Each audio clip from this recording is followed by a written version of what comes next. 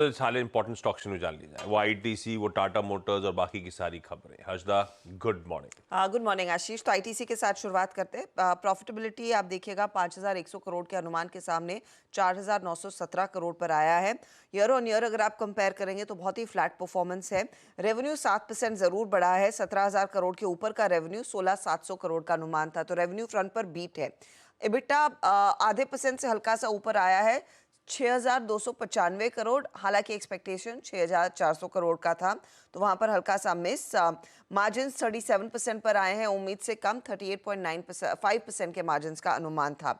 Volume growth lower and पर आई है, 2% की वॉल्यूम ग्रोथ, जहां पर 3 से 2% का अनुमान बाजार लगा रहा था।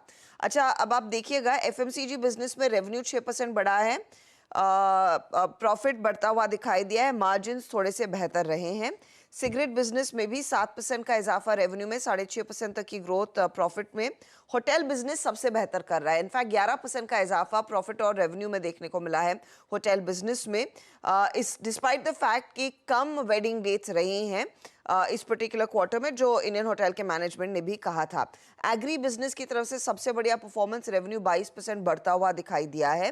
वैल्यू एग्री प्रोडक्ट्स और लीफ टोबैको और वीट ने ड्राइव किया है बिजनेस को, पेपर बोर्ड्स ने अंडर परफॉर्म किया। तो ये ब्रेकडाउन है दरअसल इस कंपनी के बिजनेस का। टाटा मोटर्स नंबर्स बहुत ही बढ़िया है, लेकिन प्रॉब्लम है आउटलुक को लेकर। तो नतीजे कैसे आए पहले वो मैं आपको बता दूं। कंसोलिडेटेड बेसिस पर 74% का मुनाफे में ग्रोथ, रेवेन्यू 6% बढ़कर आया है, इबिटा में 19% का इजाफा, मार्जिन बढ़े हैं, 13% पर थे, 14% पर आए हैं।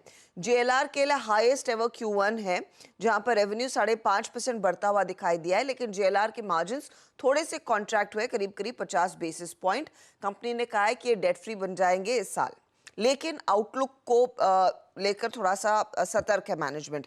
पहले तो उन्होंने कहा है कि Q2 और Q3 में जेएलआर के प्रोडक्शन थोड़े से कंस्ट्रेंड रहेंगे, क्योंकि एनुअल प्लांट शटडाउन का इम्पैक्ट देखने को मिलेगा। इन्होंने गाइडेंस अपना विथहोल्ड किया है। ये 8.5% इबिट से ज्यादा रहेगा। Overall full year financial deliverables, उसमें कोई चेंज नहीं है। चेंज इसीलिए नहीं है क्योंकि मैनेजमेंट ने साफ तौर से कहा कि ग्लोबल डिमांड म्यूटेड रहेगी। डिमांड फेस्टिव सीजन के बाद ही बढ़ती हुई दिखाई देगी, तो फेस्टिव सीजन का इंतजार करना पड़ेगा। ओवरऑल डिमांड सिनेरियो को लेकर ये कॉशियस है। ईवी सेल्स में पिकअप आएगा सेकेंड हाफ में, तो ये डिमांड आउटलुक जो कंपनी ने दिया है उसको लेकर दरअसल मार्केट पार्टिसिपेंट्स थोड़े से नर्वस होते हुए दिखाई दे सकते हैं। कंपनी ने कहा है कि इस पर्टिकुलर क्वार्टर में ईवी वॉल्यूम्स में डिक्लाइन था क्योंकि फेम इंसेंटिव्स नहीं मिले थे, तो वो एक सेटबैक है। जो बड़ी स्टोरी इनकी ईवी वाली थी वो थोड़ी सी धीमी पड़ रही है। अब आप आईटी कंपनियां, जैसे हम वो फ्लैश भी देख रहे थे, कर्नाटका ने वो कर्नाटका जीएसटी डिपार्टमेंट ने इन्फोसिस वाला जो क्लेम था 32,000 करोड़ का, वो वापस ले लिया है। ये एक तरफ है, लेकिन दूसरी तरफ कॉग्निजेंट, और कॉग्निजेंट का बिजनेस आप स्पेशली इन्फोसिस से कंपेयर कर सकते हैं, टीसीएस जैसी कंपनियों से कंपेयर कर सकते हैं। तो कॉग्निजेंट के Q2 का जो परफॉर्मेंस आया है, रेवेन्यू $4.9 बिलियन पर आया, अनुमान $4.8 बिलियन का था।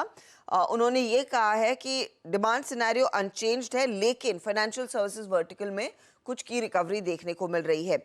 उससे बेहतर जो स्थिति दिख रही है वो दरअसल कंपनी ने जो अपना गाइडेंस है वो बढ़ाया है। एनुअल रेवेन्यू गाइडेंस इन्होंने अपर एंड और लोअर एंड बढ़ाता हुआ दिखाई दी है कंपनी ने, और वो कह रही है better visibility of revenue growth है। ये इनफैक्ट एक पॉजिटिव है, स्पेशली ऐसे दिन जहां पर ग्लोबल मार्केट में सेल ऑफ देखने को मिला। कॉग्निजेंट के नंबर्स और इस गाइडेंस का कितना फायदा भारतीय आईटी कंपनियां भुना पाएंगी वो देखना होगा। Long list of numbers good bad में, लेकिन आप साथ ही ऑटो बिक्री के आंकड़ों पर फोकस करेंगे। मारुति 1.75 लाख यूनिट्स इन्होंने बेची है, 1.79 लाख यूनिट्स का अनुमान था, रफली इन लाइन है।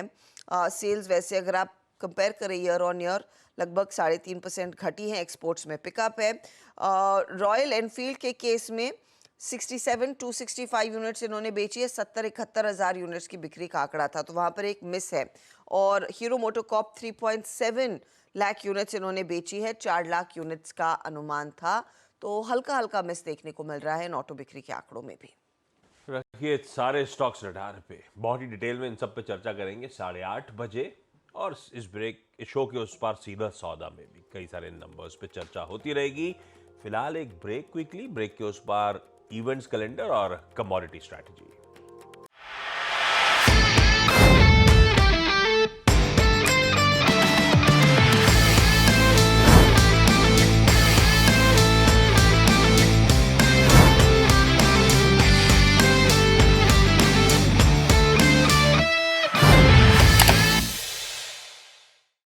बता दें कि मनी कंट्रोल पर दिए गए विचार एक्सपर्ट्स के अपने निजी विचार होते हैं।